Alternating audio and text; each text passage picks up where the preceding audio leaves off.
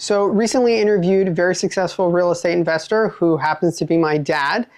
He and I built a portfolio of over 200 apartment units that we managed for 15 to 20 years before we started selling off quite a bit, because we bought them way earlier, and so they were worth quite a bit more. So we did really well.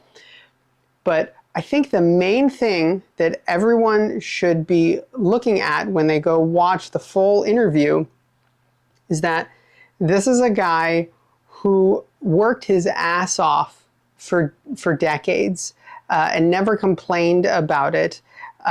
This is something that I think that really you need to just think with when you're watching the full interview. These days it's everywhere. People are trying to tell you everything is easy and you're just going to automatically get all the things you ever wanted. This is a guy who has the pot of gold at the end of the rainbow.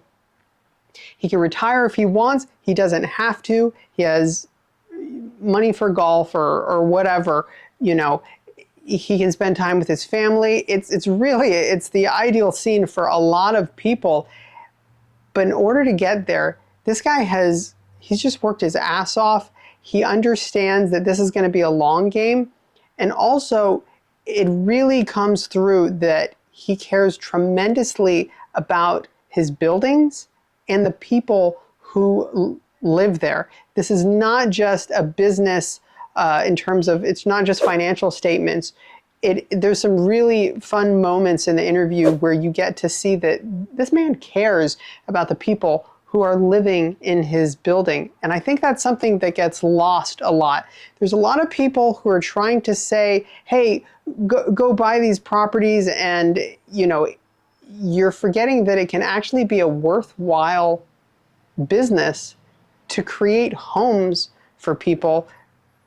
We have all sorts of special moments in our lives specifically because of what our tenants have shared with us.